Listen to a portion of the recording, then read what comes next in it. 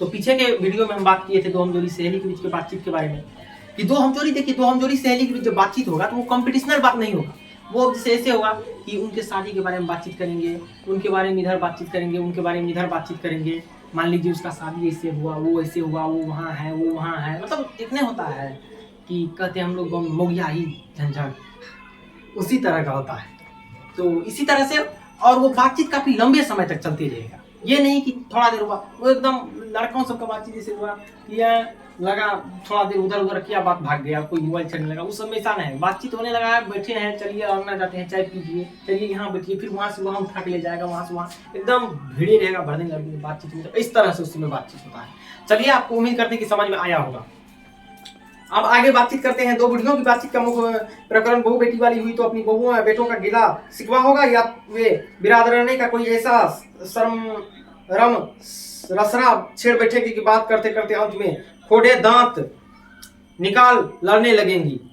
लड़कों की बातचीत खिलाड़ी हुए तो अच्छा, उसके बाद चलिए अब दो बुढ़ियों के बीच का बातचीत देखिए। क्या यहाँ लेखक का कहना है कि दो बुढ़ी के बीच का जो बातचीत होता है ना, इसमें क्या होता है कि ये दो, जब देखिए शुरू में क्या हुआ था, बुढ़े जब दो बुढ़े बातचीत किए थे तो वो क्या किए थे, आजकल के युवक के बारे में कुछ से कुछ बोलेंगे, आजकल के युवक को नीचे साबित करेंगे। सहेली तो नॉर्मली बात करेंगे, और उसके बाद जब दो बुढ़ी के बीच का बातचीत होगा तो ये क्या करेंगे आपको, तो ये क्या करेंगे अपने बहू बेटियों के बारे में। अगर बहू बेटी वाली हुई तो या तो अपने बहू बेटी के बारे में गलत बात बोलेंगे कि मान लीजिए मेरा बहू काम नहीं करती है, भर दिन में रहती है, मोबाइल देखते रहती है, ये वो आज का जो नाटक है, समस्या है हमारे समाज में, ये सब तरह की बातें करेंगी, लड़ाई झगड़ा की बातें ये सब करेंगी। अगर प्रशंसा की तो बहुत प्रशंसा कि हाँ बहुत सुंदर है, ये है वो है, इस तरह की, मतलब कि प्रशंसा ही करना है तो ढेर सारा कर दिया, मतलब कि एक तरह से क्या कहते हैं उसको, निंदा ही करना है तो ढेर सारा कर दिया। और नहीं तो ऐसे ऐसे कितना बार हो जाता है कि बातचीत करते करते दो बुढ़ी के बीच में लड़ाई भी होने लगता है, लड़ाई भी स्टार्ट हो जाता है। अगर पड़ोसन अड़ोसन की है तो करते करते हाँ तुम्हारा ऐसे है, तुम्हारा ऐसे है, वो झंझट महिला सब में होते होते लड़ाई भी स्टार्ट हो जाता है। तो बुढ़िया का बातचीत का मेन प्रकरण बताया गया, ये बताया गया कि अगर बुढ़ी के बीच बातचीत होगा, यदि वो बेटे बहू वाली हुई तो बेटे बहू की या तो प्रशंसा ही करेगी या नहीं तो उखाड़ ही देगी अच्छा से कि हाँ ऐसे है, वैसे है, ये है, वो है, इस तरह का जो होता है आप लोग को पता ही होगा, सब जानते होंगे कि बातचीत कैसे होता है गाँव में। अब देखिए दो लड़कों की बातचीत के बारे में बताया गया है। दो लड़कों की बातचीत खिलाड़ी हुए तो अपनी अपनी तारीफ करने के बाद वे कोई सलाह गांठेंगे जिससे उनको अपनी शैतानी जाहिर करने का पूरा मौका मिले। स्कूल के लड़कों की बातचीत का उद्देश्य अपने उस्ताद की शिकायत या तारीफ या अपने सहपाठियों में किसी के गुण अवसुन का कथन होगा। पढ़ने में कोई लड़का तेज हुआ तो कभी अपने सामने दूसरे को कुछ न गिनेगा, सुस्त और बोधा हुआ तो दबी बिल्ली सा स्कूल भर को अपना गुरु ही मानेगा। इसके अलावा बातचीत का और बहुत किस्में। अब देखिए, और ये कहना है लेखक का कि अब देखिए ये सब कुछ तो बीच बातचीत हुआ, दो बुढ़ियों के बीच, दो बुढ़ियों के बीच, हमजोली सहेली के बीच। अब देखिए लड़का के बीच बातचीत होगा, लड़का आजकल का जो लगभग बातचीत करता है, दो लड़का चार लड़का खड़ा है तो वो सब क्या बातचीत करेगा, क्रिकेट के बारे में। हाँ आज विराट कोहली मुंबई की टीम में इतना मार दिया, अच्छा सीएसके वाला है तो चलिए आरसीबी निकल रहा आगे है, सीएसके वाला नीचे हो गया, चलो धोनी बुढ़ा गया, ये हो गया वो होगा, इस तरह का बात करके उसको दबाने का कोशिश करेगा। आरसीबी सीएसके में कभी लड़े हो जाएगा, हमारा टीम ऐसे है तो हमारा टीम ऐसे है। आजकल जो होता है हम लोगों के साथ भी ऐसा होता है कि हम लोग जिस टीम में है अपोजिट टीम का जो होता है लड़ाई करने लगता है, कुछ बोलने लगता है, अलग बात है। और ये है कि पढ़ने का जहां तक बात है तो मान लीजिए जो लड़का थोड़ा पढ़ने में तेज होगा वो क्या करेगा कि थोड़ा डाउन लड़का को अपना सामने में नहीं गिनेगा, समझेगा ये सब क्या है तो नॉर्मल लड़का है, मतलब थोड़ा एटीट्यूड। लेकिन ये बहुत गलत चीज है, ये हम जहां तक मानते हैं कि आदमी को नहीं करना चाहिए, ये करने बहुत गलत चीज है। आप अगर पढ़ने में तेज है कुछ है तो सबको लेके चलिए, आप भी आदमी है वो भी आदमी है। तो यही है कि जैसे लड़कों में मान लीजिए बातचीत होता है तो कोई मान लीजिए जैसे यही सब है, बहुत का जैसे एटीट्यूड हो जाएगा, ज्यादा थोड़ा नंबर आ गया तो नॉर्मल विद्यार्थी मंगाए हम क्लास का तेज लड़का नॉर्मल लड़का को जल्दी नहीं टॉर्चर करेगा। तो यही तरह का बात करता है। खिलाड़ी हुआ तो अपना अपना प्रशंसा करेगा, उस्ताद का घर पे ये सब तरह का, पिताजी माँ का ये हमको इससे उससे, मतलब कि समझते हैं आपके लड़का से बातचीत क्या होता है उसको। अब देखिए कुछ टॉपिक ऐसा है जो कि हम दैनिक जीवन में समझ सकते हैं, इससे होता है, वास्तव में वही चीज में दिया गया है तो उसको उतना फिर घस के क्या फायदा है, हमको चैप्टर भी खींचना है ना।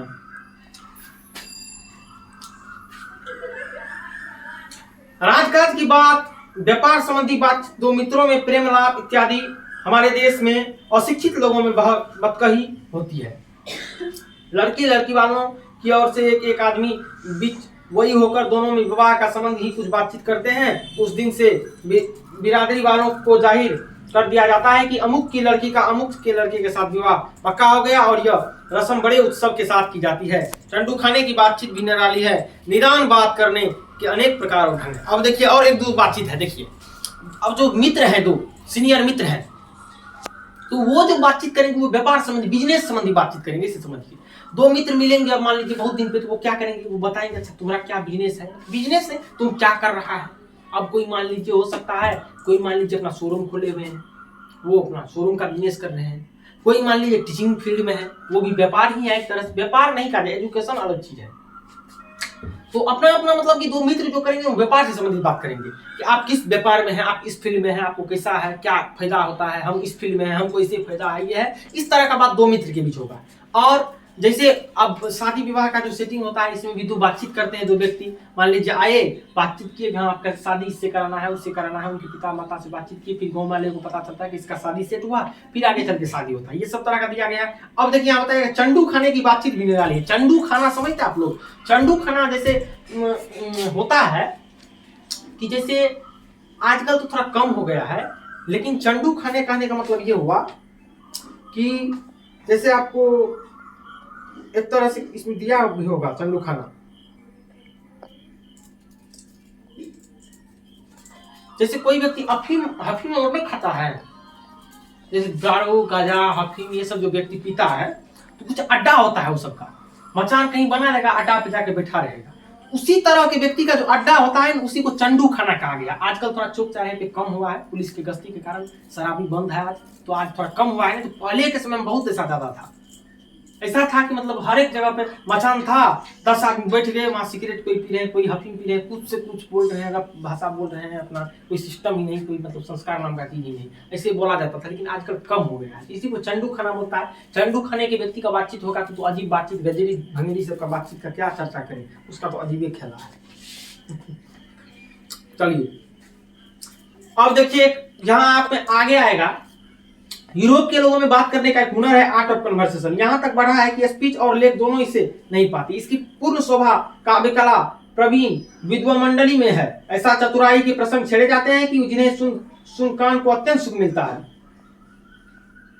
सुहद गोष्ठी इसी का नाम है। सुहद गोष्ठी की बातचीत की यह तारीफ है कि बात करने वालों की लियाकत अथवा पंडिताई का अभिमान या कपट कहीं एक बात में भी प्रकट न हो, वरन क्रम में रावादास पैदा करने वालों शब्दों को बरतते हुए चतुर सयाने अपनी बातचीत को सरस रखते हैं। वह रस हमारे आधुनिक सुस्त पंडित की बातचीत में, जिसे शास्त्रार्थ कहते हैं, कभी आवेगा ही नहीं। अब देखिए यहाँ एक मेन वो सब चीज अच्छा नहीं है। अब मेन यहाँ बताया गया है कि आर्ट ऑफ कन्वर्सेशन, ये जो है देखिए, ये आर्ट ऑफ कन्वर्सेशन आपको बातचीत करने की कला है, जो कला यूरोप के लोगों में पाई जाती है। इसमें क्या होता है कि बातचीत जैसे देखिए, ये हम आर्ट ऑफ, कोई पूछेगा आर्ट ऑफ कन्वर्सेशन क्या है, तो हम ऐसे बोलेंगे कि देखिए, मनुष्य, ईश्वर आज मनुष्य को अनेकों वरदान दिए हैं, जिसमें से वाक शक्ति एक प्रमुख वरदान है।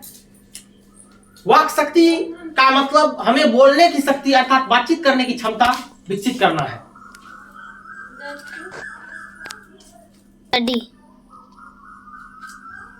तो वही मतलब कि जैसे यहाँ आर्ट ऑफ कन्वर्सेशन के बारे में बोला जाएगा, यह ईश्वर आज मनुष्यों को अनेक वरदान दिए हैं, जिसमें वाक शक्ति प्रमुख वरदान है। वाक शक्ति का मतलब बोलने की शक्ति अर्थात बातचीत करने की क्षमता है। बातचीत करने की शक्ति के क्रम में आर्ट ऑफ कन्वर्सेशन एक बातचीत करने की ऐसी हुनर है, एक तरह से कहा जाए तो ऐसी मतलब कि बातचीत करने की ऐसी कला है जो यूरोप के लोगों में खास करके पाई जाती है।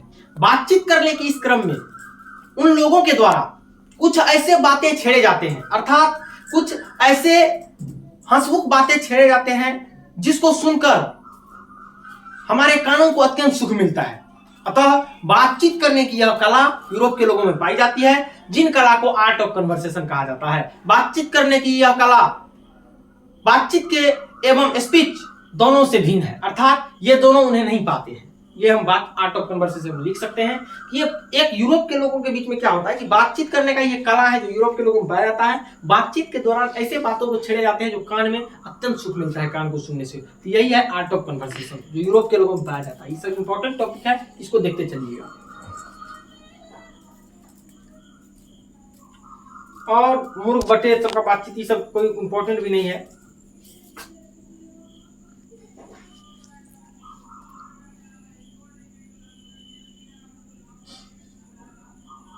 पच्चीस वर्ष के आगे हम बीच में कुछ छोड़े हैं, उसका कुछ उतना नहीं है इंपॉर्टेंट।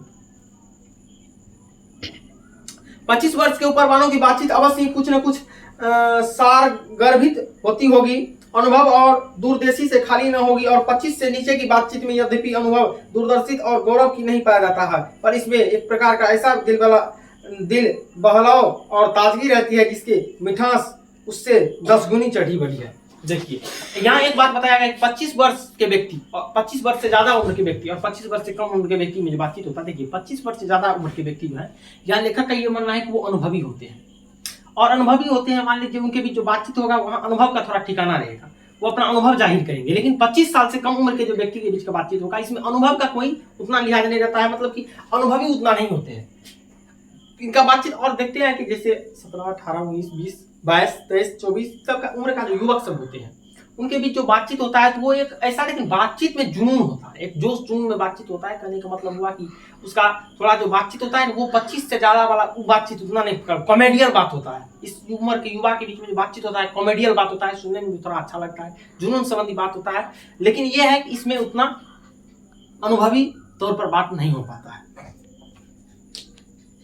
जैसे 25 से कम उम्र में जो व्यक्ति बातचीत करेंगे वो दिल बहलाने वाला बातचीत करेंगे, कॉमेडियल संबंधी बातचीत करेंगे, उतना रिस्पॉन्सिबिलिटी नहीं। जैसे 25 साल से उम्र ज्यादा उम्र के नहीं देखते व्यक्ति, रिस्पॉन्सिबल बात होगा, कोई मुद्दा पर बात करेंगे, ऐसे करेंगे, दिमाग लगाएंगे, ऐसे वैसे। लेकिन कम उम्र के आदमी अनरिस्पॉन्सिबल होते हैं। कहने का मतलब हुआ कि नॉर्मली वो अपना खेल धूप इधर उधर, ये पढ़ाई लिखाई से संबंधी बात करेंगे, दिल बहलाव बात करेंगे, उतना रिस्पॉन्सिबल बात, अनुभवी बात नहीं करेंगे।